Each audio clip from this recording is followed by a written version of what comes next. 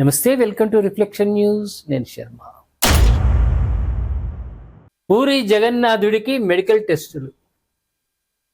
దేవుడికి మెడికల్ టెస్టురా అని ఆశ్చర్యపోతుండొచ్చు, కానీ యావత్ ప్రపంచంలో, అందులో మన భారతదేశంలో ఏ దేవాలయానికి లేనటువంటి విశిష్ట సాంప్రదాయాలు పూరి జగన్నాథ్కు ఉన్నాయి.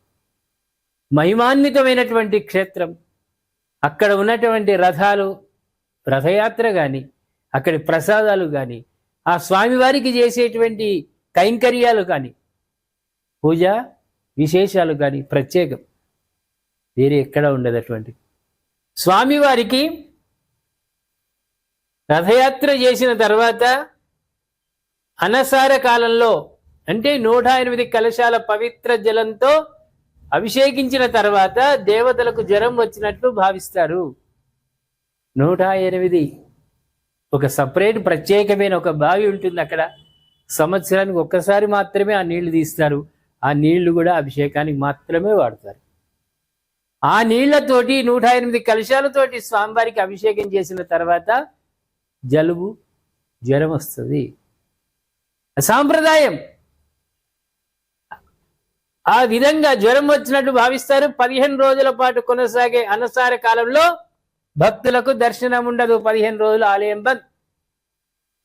స్వామివారికి ప్రత్యేకంగా విశ్రాంతి ఇస్తారు. స్వామివారికి వైద్యులు వైద్య పరీక్షలు అందిస్తారు.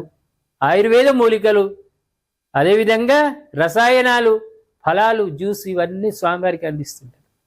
ఎంత గొప్పనండి. అదేవిధంగా పద్యాహార సమర్పిస్తూ, ఔషధాలు సమర్పిస్తూ ప్రతీకాత్మ వైద్య సేవలు నిర్వహిస్తారు.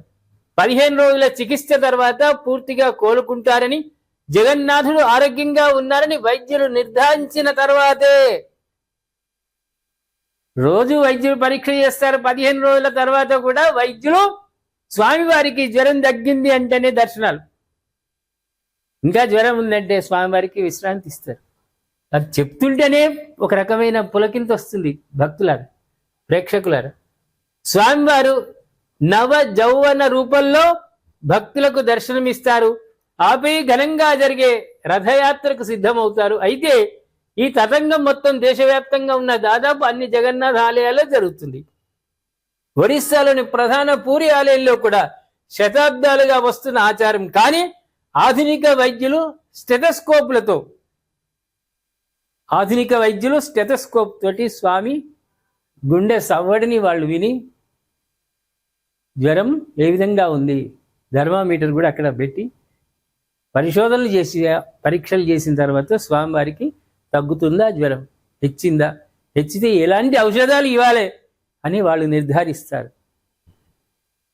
విగ్రహాన్ని పరీక్షించే వినూత్నమైన ఘట్టం మాత్రం ఉత్తరప్రదేశ్లోని జౌన్పూర్లో ప్రసిద్ధి చెందింది. ప్రేక్షకులారు ఒక్కసారి మీరు చూడండి.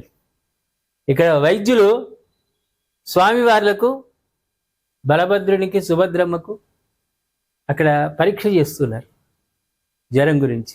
15 రోజుల పాటు ప్రత్యేకమైన వైద్యుల నిపుణుల పర్యవేక్షణలో స్వామి వాళ్ళు, అమ్మవార్లు ఉంటారు. ఇంత గొప్పనైనటువంటిది. రెండోది ప్రేక్షకులారా, పూరి జగన్నాథ రథయాత్ర సంపూర్ణంగా ఆ కథను వినాలే. ఆలయ విశిష్టత, రథయాత్ర ముందు ఏం చేస్తారు, రథయాత్ర ఏ విధంగా కొనసాగుతుంది, రథయాత్ర తర్వాత ఆ రథాలు ఏం చేస్తారు, 3 రథాలు ఎందుకున్నాయి, 3 విభిన్నమైనటువంటి రూపాలలో ఉన్నాయి, ఆ రథంకున్నటువంటి గుర్రాలలో మార్పులు ఉంటాయి.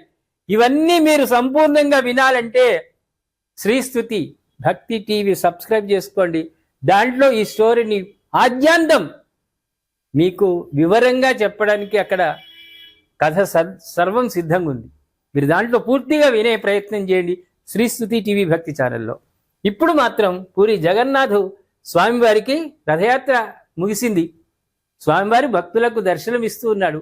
అంతకుముందు 15 రోజుల పాటు స్వామి ఎవరిని కలవడు. ఇది గమనించుకొని రథయాత్రకు ముందు ఎవరైనా వెళ్ళాలనుకుంటే అక్కడ మనవాళ్ళు ఎవరైనా ఉంటే అడగండి, స్వామివారు విశ్రాంతిలో ఉన్నాడా, భక్తులకు దర్శనం ఇస్తున్నాడా అని.